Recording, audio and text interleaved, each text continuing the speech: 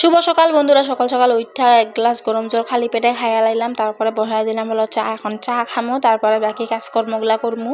সকাল সকাল উঠা চা খাইতে লাগে আমার। তারপরে দেখো বিছনাপাতের অবস্থা নাই, তারপরে বসাই দিছি হলো ভাত ভাজা। আমার বর কালকে রাত্রে ভাত খাই নাই, তার লেগে কইছে যে সকাল সকাল ভাতটা ভাজা দিলে ও টিফিনে ভইরা লয়ে যাব দোকানে পড়া টাইম পাইলে খাইব।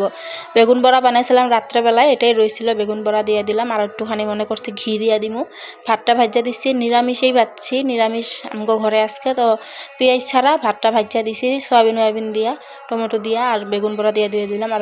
আর আজকে সকালে গোপালের ভোগে আসিল হলো পায়স, এটাই খাইয়া আমার পতিদেব হলো দোকানে গেল। আর তারপরে আমি একটু জল খাইয়া নিলাম। জল খাই এখন ভাবছি একটু চা খাইমু, আমি লেগা চা বসাইয়া দিছি। সকাল সকাল তো খালি চা খাইছি, এখন আবার বিস্কুট নিয়ে নিছি আর হলো পপ নিয়ে নিছি। এখন এটা দিয়া চা খাইয়া লাইমু, আর পায়েসও নিয়ে নিছি, আমার ভাগের প্রসাদটা এটা খাইয়া লাইলাম। তারপর এখন বাসন কুসন নিয়ে চলে আইলাম হলো কলপারে। এখানে বদ্দিও হলো বাসন ধুইতাছে আর মেজদিও আসিল। আমরা গল্প কইরা কইরা এখন কাজকর্মগুলা করতেছি। আমার বর হলো সকালে যে দোকানে যায় এমনি খালি পেটে জায়গা জল খায়া, ও সকালে চা চু কিছু খায় না। আজকে প্রসাদ আসিল, এর লিগা প্রসাদটা খায়া গেল।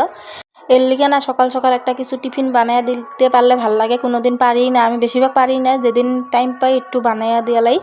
আজকে ভাত আসিল, ভাত ভাজা দিছি, বেশিরভাগ ভাত ভাজি খাই ওই, আর কোনোদিন রুটি বানাইয়া দেওয়া হয়। ওই দোকান যাওয়ার পরে আমি বাকি কাজকর্মগুলো আস্তে ধীরে করতে থাকি। অনেকগুলো কাপড় ধুইছি, কাপড়গুলো মেল্লা দিলাম হলো ছাদের উপরে। আর আজকে দুপুরে হলো বৈষ্ণব সেবার নিমন্ত্রণ আছে, ওখানে গেছিলাম। আর রাত্রেবেলা বানাইছি হলো ফ্রাইড রাইস, ফুলকপির বড়া, আর হলো মিষ্টি কুমড়া কাটতে রাখছি, মিষ্টি কুমড়ার বড়া বানাইবো। আর হলো বানাইছি হলো চানার ডাল। টাটা।